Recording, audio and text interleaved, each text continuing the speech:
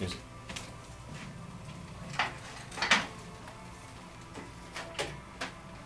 Okay. Welcome everyone back to the Learning Clinic on CKLU 96.7 FM. I'm your host, Bob Kirwan. And as usual, we are running a series of shows trying to meet the candidates running for City Council. And as most of you know, we've had Dan Melanson in here just prior to this time. We had him in at 12 o'clock talking to us about the Greater Sudbury Taxpayers Association. And now we have Paul Stopciati, who's running for council in Ward 9. Paul, welcome back to CKLU. Thank you very much, Robert. Just want to let everybody know too that you can, while you're listening to this on the airways, if you tune in to cklu.ca, you can listen to it stream. And for sure, if you come back within 2 or 3 days, you will be able to see a video of our radio broadcast and be able to listen into various segments again. And I believe that Paul will probably link to it from his site as well. So anyway, Paul, we're several months into the campaign. We now know for sure that there's at least going to be a couple of people running for mayor, and we anticipate another one's coming pretty soon. But one of the things that Dan Melanson mentioned was that the thing that they're trying to do is raise more awareness of the ward races, because as he said, we have one mayor who is running basically at large. We have 12 individuals, and they all have an equal vote at the table. Right.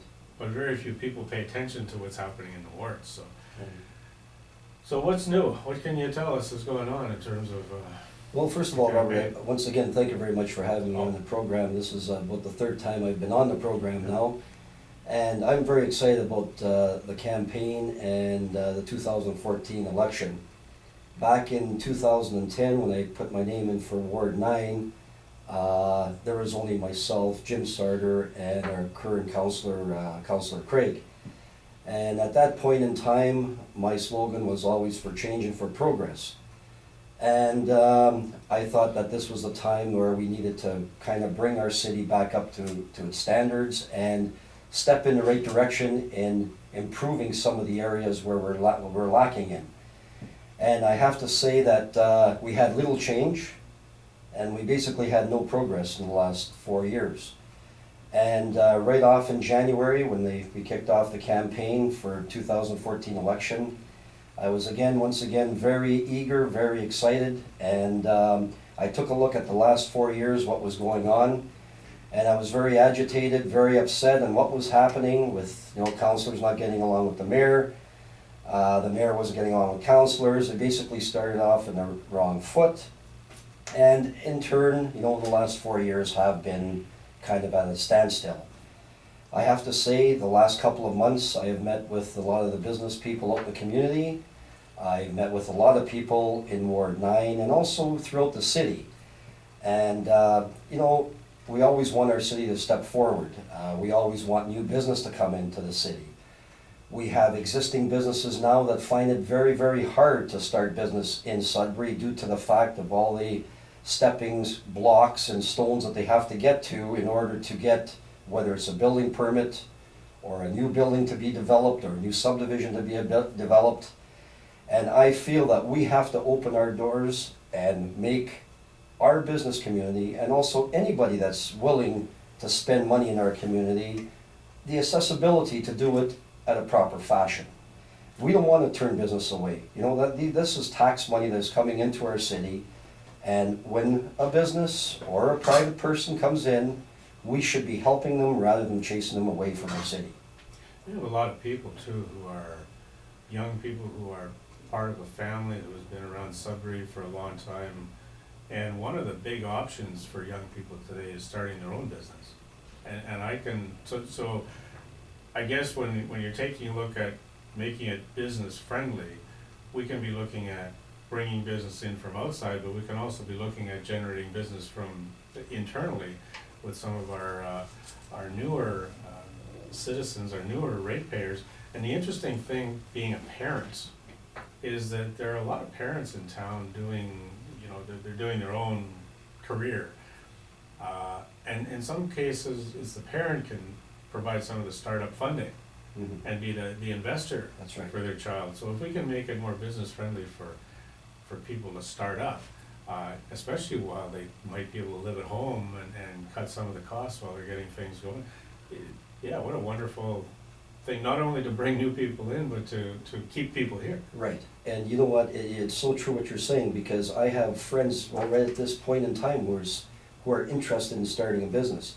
And this is where our Economic Development Corporation in Sudbury should take a big step and a big role. When a young individual or young family or whoever it may be comes in and wants to start up a business, our Economic Development Corporation should really help these people along and try and speed the process up, because you know, they have money invested, they have money that they want to spend in the community, they want to hire people, and this is what we have to do. We have to make sure that these people have the proper direction to follow through in a proper time frame to start up a proper business. And I think that's an area where we could be lagging. I don't know, I've always had a beef against our Economic Development Corporation due to the fact that, you know, what have they done in the last, say, 4 years, 5 years? There isn't really a blueprint that is brought out to us on an yearly fashion or a monthly or whatever. It could be every year. Like, tell us what's coming into our community. Tell us why some of these businesses aren't coming into our community. And I think there's a lack of communication between economic development, maybe city council, and the people. That's something that we have to gel for new business to start in this city. So you actually make a point. I think the time when, about the only time I can remember that the Economic Development Committee coming up was with the rebranding Right. mess that we had. Right. And all of a sudden it became, it was a negative Right. thing. Right. But you're right. What is the purpose? Maybe we're going after the big businesses and we should be looking at the smaller ones. Exactly. Well, you know, I always said 2 slow nickels make a fast dime. Okay, there you And go, 2 slow man. nickels are better than a fast dime. There you And go. I agree. Smaller businesses, you get 3 smaller ones to make larger ones. You know, at least we're getting some revenue generated here. How important is this election? Like, Well, all elections are supposed to be important. Are you sensing anything different about 2014? No question. In 2010, you know, we didn't have that many candidates coming forward. Everyone was kind of afraid because the incumbents. Well, we've had stale grass there for a long time. And we're in a situation in the city today is because we made it happen. Like we always vote for the incumbent. That's why in 2010 I went against Councillor Craig, who has been there probably now 18 years to 20 years.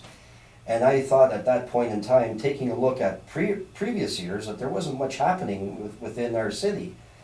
So at that point in time, I said, you know, we need a change here. We have to get some business people in there, somebody that has some business sense that would run this city like a business. Right now we're not running it like a business, because I'll tell you, if I ran my business like the way the city is being run, I'd be out of business tomorrow. And I think we all have to take a look at that this year. I think it's going to be a great election year. I think we're going to see some new faces. We're going to see some people that are really eager to make things happen in our community, which was lagging the last little while. And everything that we're going to do once we're in there as councillors might not be the right thing, but I'll tell you, you have to put your neck out on the line sometimes and make proper decisions that you think are proper. Are they going to be right or wrong? But at least make some type of a decision. Because right now, you want to build something that takes like 3, 4 months, 5 months, 6 months, or say we're talking about arenas or whatever, we're talking about some major projects. We're waiting. The clock is ticking, and we've been waiting too long. Now, in 2014, it's going to take a while, take maybe a year, but get the plan set, get your objectives set, work through the objectives, and let's make things happen. Sounds as if you're taking a real evidence-based approach to just to finding solutions to the issues, instead of just taking an opinion that this is what I want because I think it's good. And as I'm looking from the outside in, I'm getting a sense that a lot of decisions are being made, and when I'm hearing the arguments for them, they're not convincing. They seem to be made, but the arguments aren't very convincing to me, and there's no evidence, and they're made in many cases on emotion as opposed to Right, to fact. right. So when you're talking about taking a more business-like approach, I think most business people are very evidence-based when they're Exactly. making decisions. Exactly. See, when you're in business for yourself, you're dealing with your own money, okay? And I think, as a city, we're dealing with taxpayers' money, but at the same token, taxpayers' money, we have to make sure that, that tax base is there, but we also generate employment and generate new business. Right now, we basically have two major businesses in our community. It's valet and maybe the hospital, okay? But if you take a look, how much more we can get with these little businesses coming into town and making it worthwhile for them. I'm not saying give them the sun, the sky, the moon, but sit down with them at the table and don't chase them away. If plan A doesn't work, you go over to plan B. And there's a solution for everything. And I think what we're doing right now, or what we have been doing, is we're basically chasing them away. Now, I'm not saying everything that this council has done and the mayor has done is wrong. I'm sure they've done some good things, but I tell you, it's been very, very slow going. And I've been following this now for a long time, and it's very agitating to see. I guess basically the fact is I have a lot of friends that are in business, and I hear it almost every day or every second day from them, like I'm having trouble doing this, I'm having trouble doing that. I've sat down with major stakeholders in the city, and it's all the same story. Like, we're getting blocked from City Hall, we're getting blocked, we have to do that. Why do we have to do this? Nobody's getting back to me, there's no calls being returned. I'll tell you, if there's a phone call that comes in to me, I guarantee you within 24 hours I'm going to get back to them, whether it's the right answers or whether I don't have the answers, but a phone call is very, very important, and you have to keep the momentum going, and that's what's lacking. So I guess in a nutshell, Robert, I think, we have been missing the boat in the last little while, and I think that, the party is over now. Let's get down to brass tacks, and let's get down to business.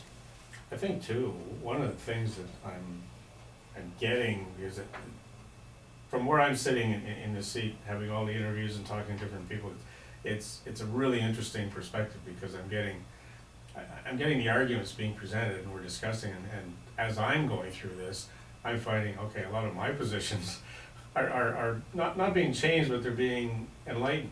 Right.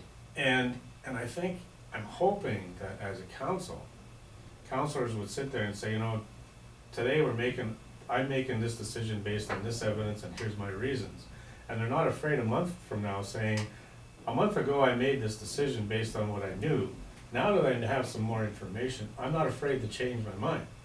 Right. And I think we're living in that kind of a world today, where what we know 1 month may be totally different from what the situation is the next month. And it just does not make any sense to hold on to your position if the facts have changed. Mm. Have you noticed any of that getting in the way of governance in locally, that people are holding too fast to particular issues that they may not have good support for to begin with? Well, I think everyone's afraid. I think they're afraid to make a decision, like, Well, that's another problem. Like, the easiest way not to have to change your mind is don't exactly, make up your mind. I think in order to be a good counselor, you have to have a good sound feeling of what's happening around you, first of all, and basically make decisions. Like, just getting back, there's been so much animosity about, the counselors and the mayor the last little while. Everybody seems to have their own agenda. Nobody is working together. You have to work as a team. That was right from the start. Like right after the first year of the new council that came into place after 2010, I noticed that things were falling apart. And when things fall apart, it's hard to gel back. There was a lot of friction. There's a lot of grudges that were held. So when you come to the table, sure, you might have a great idea, but you know, Joe Blow here might say, well, you know, you have a good idea, but you know what, I'm not gonna support you because I'm gonna be worried about this other guy maybe being upset with me for supporting you. So Yeah. there was a lot of that going on, and I think we have to cut that all out, get in there as a team. The mayor is very important. We have to make sure that we have a solid mayor that is willing to work with their councillors, willing to gel with their councillors. We're not all going to agree on the same thing, but at the end of the day, we shake our hands and we say, you know what? Tomorrow's another day, we'll be back at the table. Let's work together. Let's try and resolve what we did yesterday. Yeah, no, that's a good point. Some of the issues that you see are of more concern to the general public. Are there any kind of coming up to the surface that? Well, you know, we talk, you know, some of my platform, maybe just getting into that a little bit, like the HCI funds, okay? Like the $50,000 that each counselor gets per year. You know what, I truly believe that's a good idea, but it has to be administered properly. Yeah. If I get in as a counselor, which I hope with the help of everybody else that's working with me that we're gonna get in, I think it's important to form some type of a committee. It doesn't have to be even people from your ward, but some people that are good people that have good judgment, have, you know, whoever wants to put in their application for a donation, have it reviewed with the help of staff, and it could be administered. I think the funds are a great idea, but I think it was ruined by our council right now because they were doing things that maybe was not brought out in public, or maybe it was mismanaged. I guess that's the best word to say, it was mismanaged. But if those funds are managed properly, you know, I'm thinking of starting a can in the south end once I get in. So you know what, you're gonna need a little bit of funds to get that operating. So things like that, like I think it's very important that we take a look at that very closely, because once we lose it, you lose it. Well, it's healthy community initiative. Exactly. Initiative. So basically it should be to initiate Exactly. action, Right. not necessarily to Right. provide funding for things that are already running well. Yeah. And so I guess, yeah, you're right, I think that, but there's another good, healthy position. It's, you're not in favor of abolishing it, you're not in favor of keeping it, but you think it's gotta be revised. Right. Let's look at it. Right. And if you do have an examination of it and the arguments come out that support getting rid of it, then I think as councillors, we really should be saying, you know what, I'll listen to the arguments, and any reasonable person will listen to these arguments and say, you're right, based on this, this is the decision we should make. And not say, yes, I've heard your decisions, but I'm gonna be like a lawyer and say, no, I've gotta represent my client and say no. Right. It's like, no, that's what, unless you got a better argument, Right. bring it forth now, and let's move on. And I think if that approach was taken, you're right, I think decisions would be made.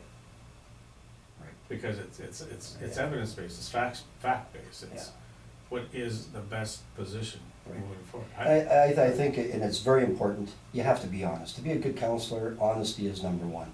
And I would, with the $50,000, every 2 or 3 months, I would publicize, you know, exactly what was spent, where it was spent, and why it was spent. Mhm. And I'm not gonna be the decision maker on where it's going.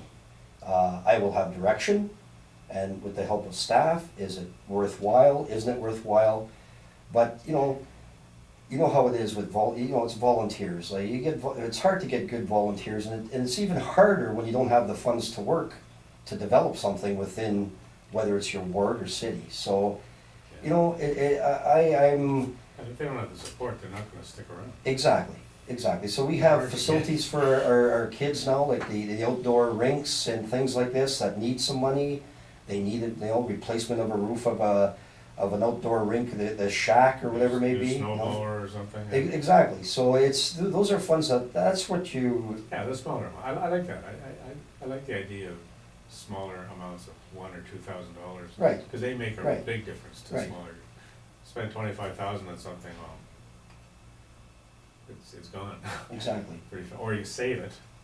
I'm not gonna get into it, there's a couple of people that are saving these, I don't know what Well, they're saving. exactly, and I don't know what you're saving it for, because I'll tell you, there's, well, I'm just picking one, like the cans. I'm sure they can utilize it in a very, very worthwhile fashion. Mhm. And I'm sure that there has been a lot of good requests coming through, but they haven't been fulfilled. Right.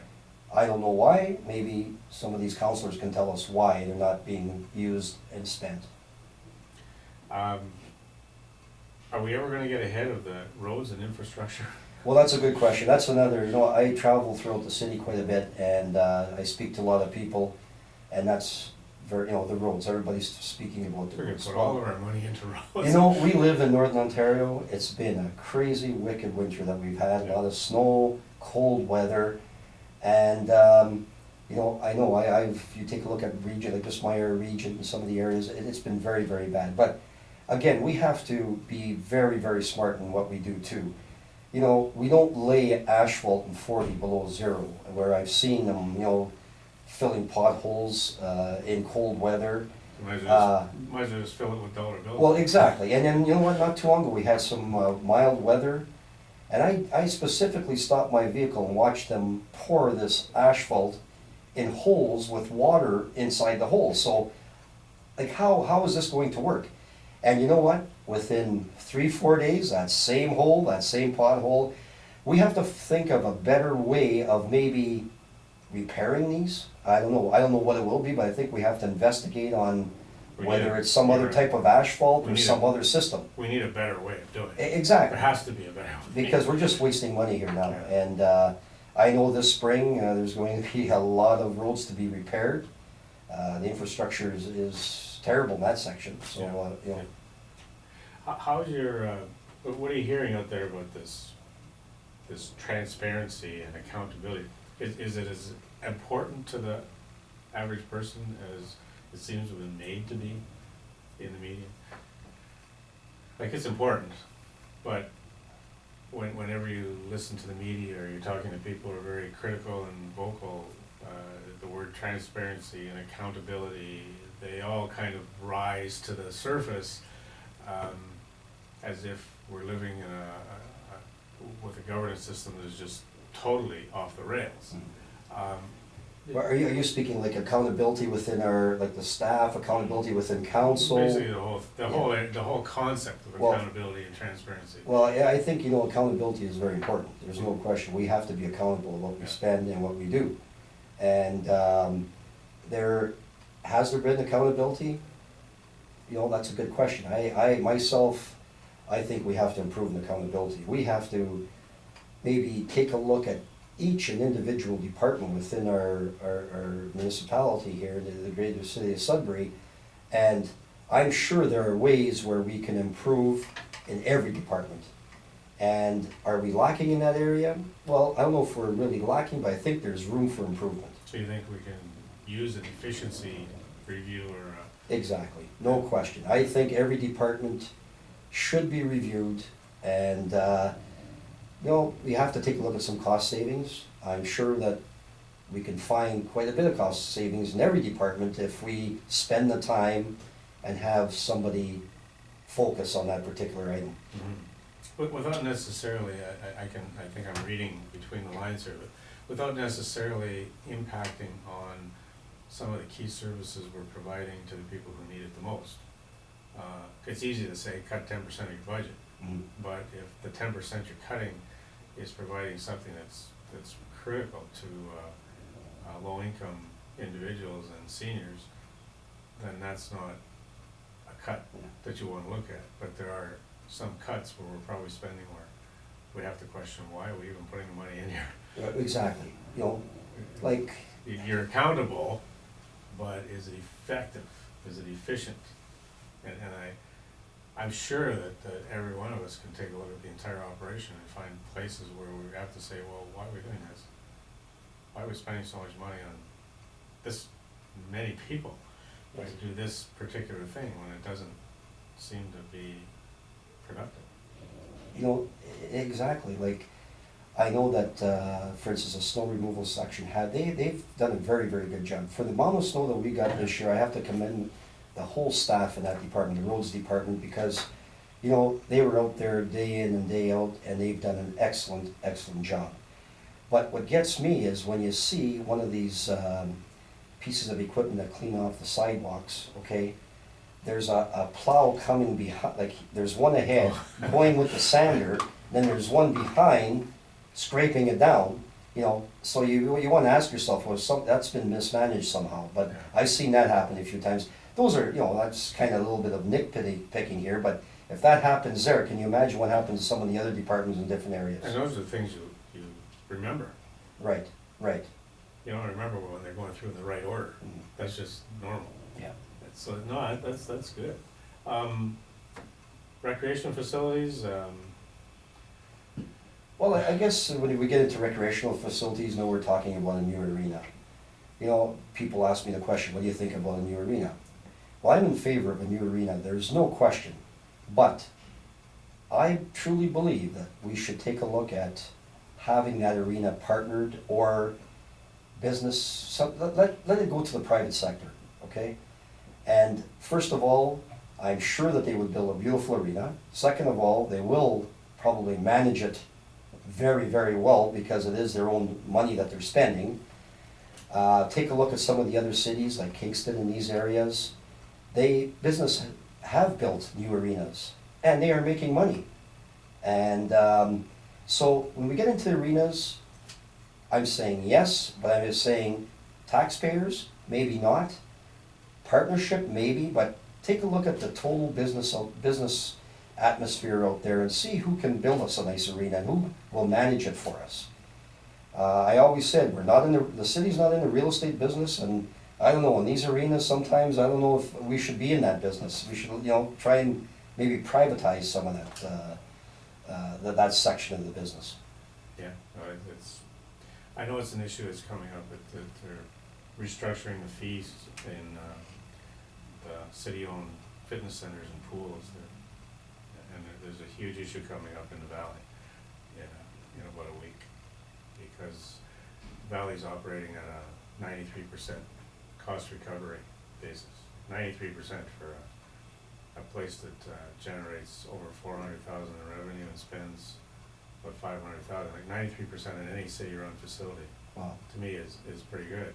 But overall, with all 5 sites, we're operating at about a 60 or 62% cost recovery. So the answer has been to harmonize the fees, to increase the fees significantly, which means in many cases 200 to 300% increase in the Valley East fees, even though they're operating at a cost recovery. Mhm. And it's causing a huge uproar because of the history of, you've been around, the history of when Howard Armstrong Recreation Center was built. It Right, was right.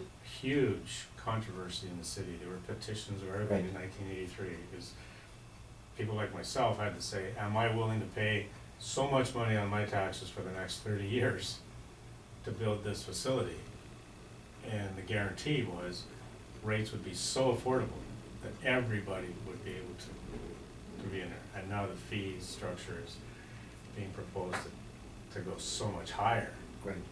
that it could drive down revenue and increase the deficit. Exactly. So it's a concept that, from my point of view, what I'm looking at, and this is something that councillors have to look at, is this now an approach that we're gonna be taking? That we're gonna make people pay for all of the facilities that we provide? And does that then get into having to have toll booths on bicycle lanes? Mhm. Does it get into having to charge membership to go on walking trails? Mhm. Or charge entrance to Bell Park to go swimming?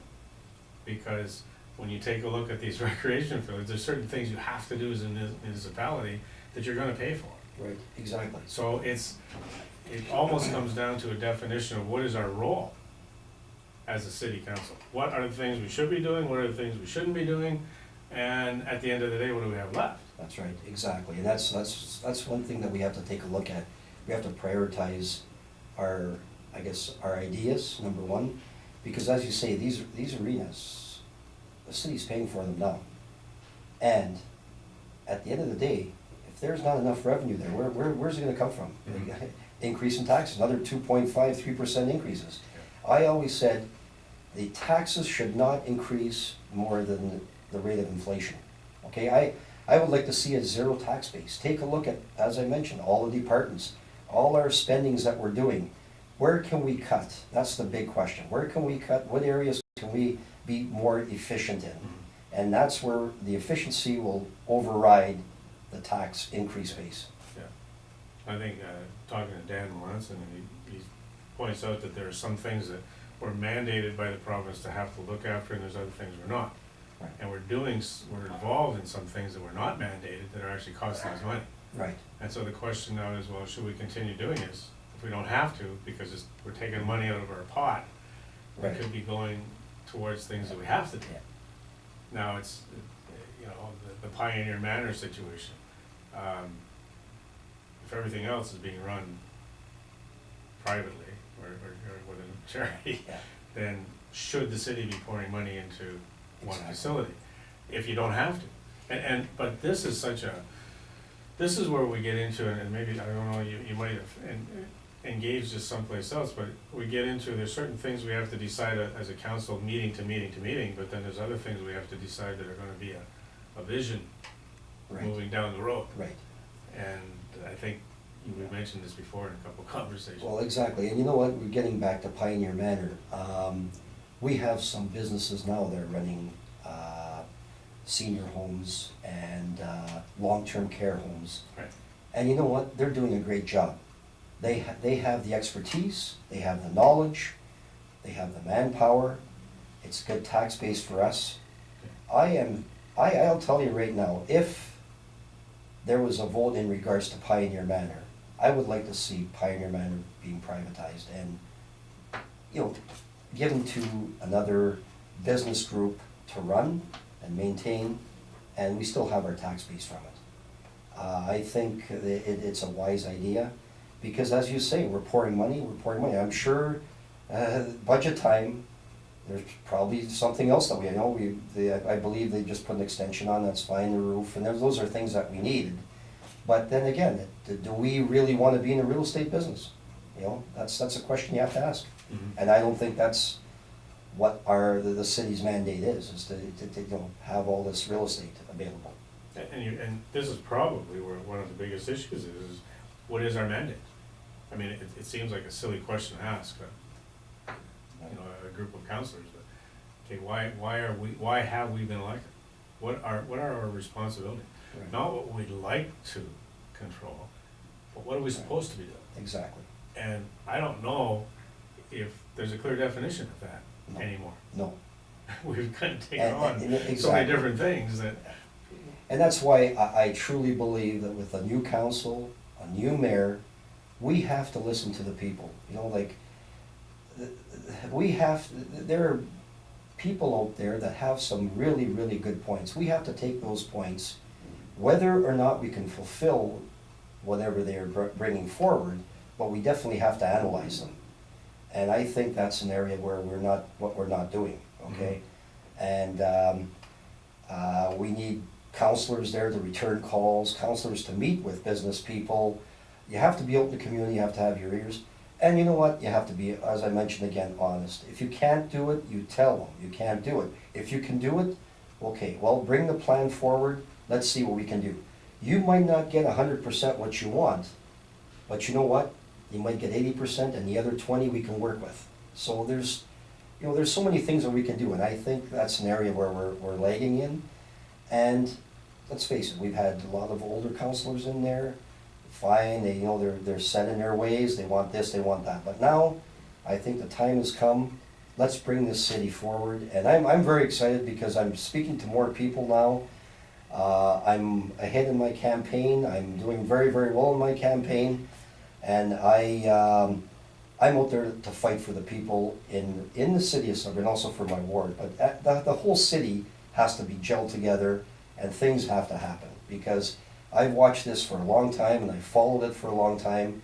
And there's some nights at 2 or 3 o'clock in the morning, I toss and turn, hearing of some of the things that are going on. And you want to be there to try and correct what's happening to the best of your ability.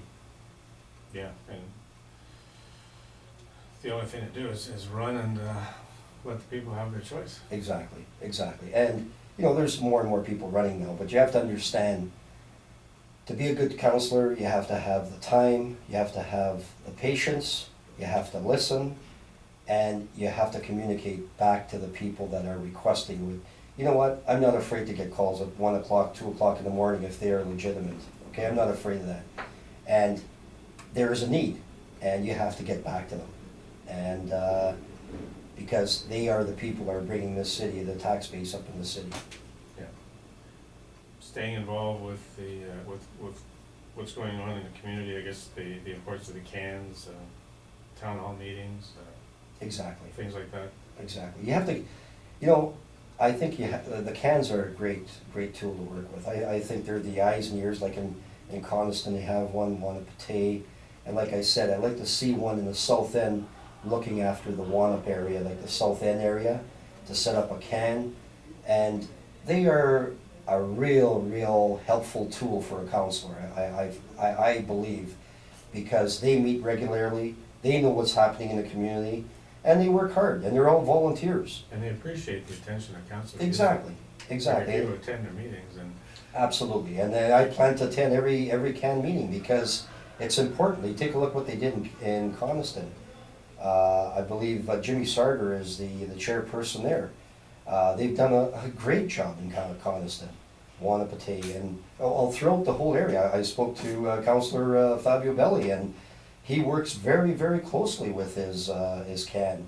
And there's development, and he's energized after meeting them because, you know, there's opportunities. And he's basically killing two birds with one stone, because where there has been a problem, a lot of times they can correct the problems, you know, in a certain area where they don't have to go to the counselor. So it's you work hand in hand with them. No, and like you say, it gives you a different perspective too, because I guess if you're going to be open and honest, then you're going to welcome the cans giving you advice. If you're not gonna be open and honest, then you don't wanna have anything to do with the cans. Right. So, Right. so if you're going to attend the CAN meetings and you're going to have them give you input, then one of the things you have to be willing to do is listen to the input. Right. Exactly. And support them whenever Yeah. you can. Yeah. And also, I guess the good point is that it becomes an education for the members of the CAN, where they may want something that you may be able to explain to them why there's a problem Right. with what they're looking for. Right. That they Right. have to look at a different direction because of certain things that exist that maybe they weren't aware of. Mhm. And that's, I guess I get to the point of saying, if counselors took that approach, saying, yes, when I sit down at the table tonight, this is my position on this issue. But then if somebody across the table gives me an argument that I hadn't considered, Mhm. if it is the swing consideration, I don't think I should be holding on to my position knowing Exactly. that argument exists. Exactly. But I may be, like you say, offending the person beside me. Yeah. We've already agreed kind of that we're gonna support each other, and I think maybe you're right, maybe new people sitting around the table would not have that, networking. Exactly. You know, like, and you know what happens after a while, like, Joe might want something in his ward. Well, in order for Joe to get something in his ward, he has to sacrifice to Tom to make sure that he gets what he wants. You know, so it kind of changes the whole, that's where I think honesty and integrity comes into play, where, you know, you make your mind up, whether it's right or wrong. Sure, you can sway, like you maybe by listening, and maybe there's something that you didn't see or catch Yeah. at the time, Yeah. where you can, you know, make a change in plans or mind. But, you know, but And you that's have to not- be straightforward. And that's not a sign of weakness, No, exactly, no, it's, it's a sign of leadership. that's to me. something that came up that you didn't know about, Yeah, you know? so it's, you know, Yeah. why didn't you know about it? Well, that's not the point. The point is I Yeah. didn't. Right, I've often said, you know, if you talk to anyone who gets a speeding ticket, ask them if they would have continued driving that fast, if they would have known that the police officer was there with a radar gun. right, exactly. So if they would have known that information, they wouldn't have got a ticket. That's right, that's right. And you know, another area, Robert, that is a major concern is I like to see council work more closely with our hospital system and our university and colleges. I think it's important. I don't know how effective our city has been working. Like, you drive up to Laurentian University, it's like a little city up here. It's beautiful, you know, It's a whole and, world up there. you know, is there anything, is there that communication, where the city council and Laurentian Board of Governors, like, do they get is there discussion? Like, I don't hear too much of that going on, or the hospital system. You know, I take a look at that hospital system and sometimes I cringe. You hear so many horror stories, but just the parking facility alone, Yeah, okay? makes you want to stay healthy, doesn't it? Well, there's no question. I parked my vehicle one afternoon for 3.5 hours, and I watched these poor people who are going into Emerge, parking their vehicle about a mile away, and I'm sure they stop probably 10 times before they get into the front door. Some of them probably don't even get to the front door. So, and I even wrote articles about that. I said, why can't we look at some type of a shuttle service, okay? We have security people there. What would it take to get some type of little vehicle with a trailer or something Run back and forth. going back and forth? At the same time, they're doing their security, they're checking on cars, they're checking on the parking lot, but help these poor people walk across that parking lot.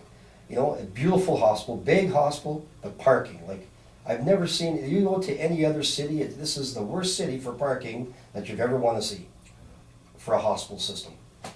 No, I totally agree. Those are, and you know, those are issues that I think as counselors, because they deal with quality of life, and they deal with the little things that are important to people. Right. You know, I often say to people, yeah, you know, we've got certain major issues and that have to be addressed, but it's the little things. It's, you know, I can't get out my driveway because the snowbanks are so high I can't see around the right. corner, or, you know, or Yeah. a pothole that hasn't been repaired for 3 weeks that, Right. you know, but the street over, all of their potholes have been filled. Why Yeah. haven't mine? Right, You know, who yeah. lives there? And those You are get the that little all the time. things. Exactly. And you know for a fact, you know, nobody lives there. Mm. I tell my neighbors, if I ever get elected, don't expect any better treatment on our street. As a matter of fact, it'll probably be worse, because they're not gonna wanna say they're playing favorites. Right. Right. And It's, you know, but that, I guess that's what makes the world go round, because obviously you're running.